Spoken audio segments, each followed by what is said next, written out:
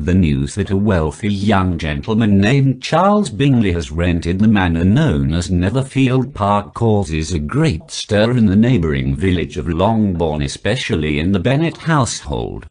The Bennets have 5 unmarried daughters, and Mrs. Bennet, a foolish and fussy gossip, is the sort who agrees with the novel's opening words. It is a truth universally acknowledged that a single man in possession of a good fortune must be in want of a wife. She sees Bingley's arrival as an opportunity for one of the girls to obtain a wealthy spouse, and she therefore insists that her husband call on the new arrival immediately. The Bennets invite him to dinner shortly afterwards, but he is called away to London. Soon, however, he returns to Netherfield Park with his 2 sisters, his brother-in-law, and a friend named Darcy.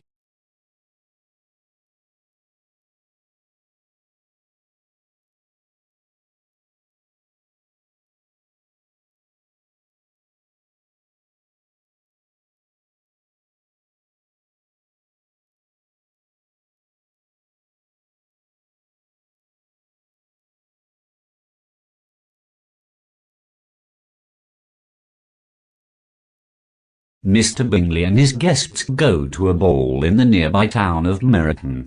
The Bennet sisters attend the ball with their mother. The eldest daughter, Jane, dances twice with Bingley. Within Elizabeth's hearing, Bingley exclaims to Darcy that Jane is the most beautiful creature he has ever beheld. Bingley suggests that Darcy dance with Elizabeth, but Darcy refuses, saying, "She is tolerable, but not handsome enough to tempt me." He proceeds to declare that he has no interest in women who are slighted by other men. Elizabeth takes an immediate and understandable dislike to Darcy. Because of Darcy's comments and refusal to dance with anyone not rich and well-bred, the neighbourhood takes a similar dislike. On the other hand, they declare Bingley to be quite amiable.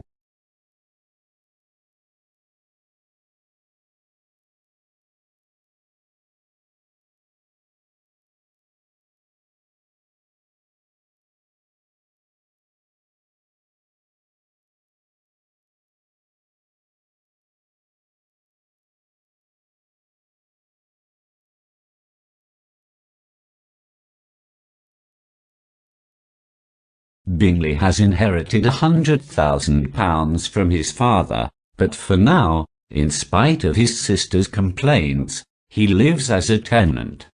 His friendship with Darcy is steady, despite the contrast in their characters illustrated in their respective reactions to the Meryton ball. Bingley, cheerful and sociable, has an excellent time and is taken with Jane. Darcy, cleverer but less tactful, finds people dull and even criticizes Jane for smiling too often.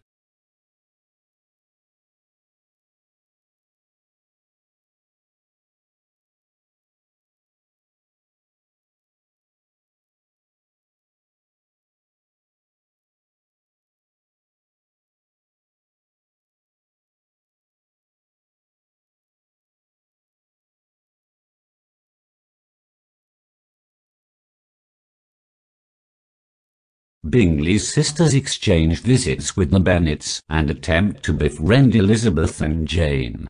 Meanwhile, Bingley continues to pay attention to Jane, and Elizabeth decides that her sister is very much in love with him but conceals it very well. Elizabeth says it is better for a young woman to be patient until she is sure of her feelings.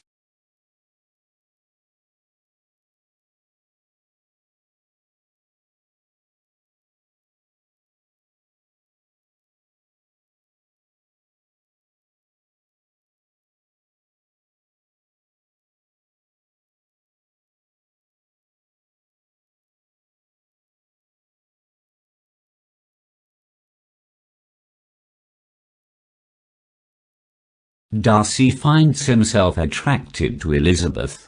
He begins listening to her conversations at parties, much to her surprise.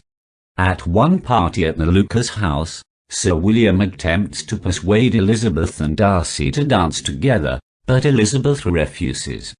Shortly afterwards, Darcy tells Bingley's unmarried sister that Miss Elizabeth Bennet is now the object of his admiration.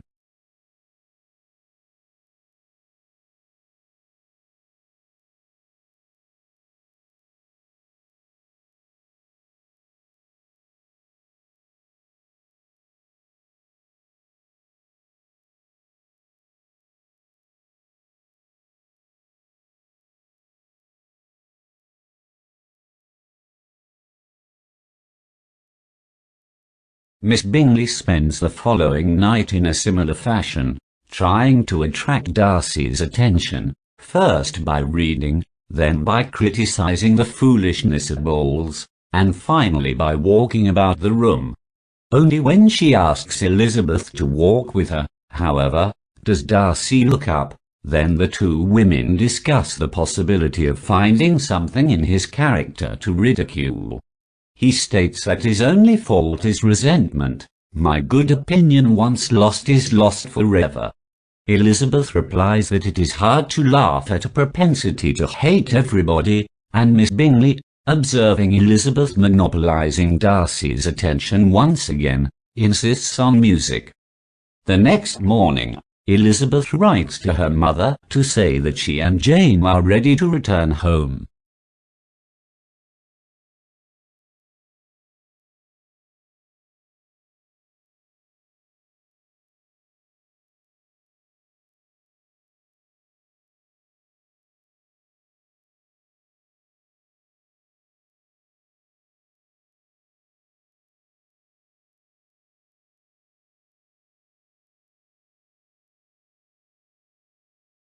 In the evening, Elizabeth observes Miss Bingley piling compliments upon Darcy as he writes to his sister. The conversation turns to Bingley's style of letter writing and then to Bingley's impetuous behaviour, which entangles Elizabeth and Darcy in an argument over the virtues of accepting the advice of friends. Afterwards, Miss Bingley plays a lively Scotch air on the pianoforte, and Elizabeth again refuses to dance with Darcy. Her refusal only increases his admiration, and he considers that were it not for the inferiority of her connections, he should be in some danger. Miss Bingley, observing his attraction, becomes jealous and spends the following day making fun of Elizabeth's family, inviting Darcy to imagine them connected to his proud and respectable line.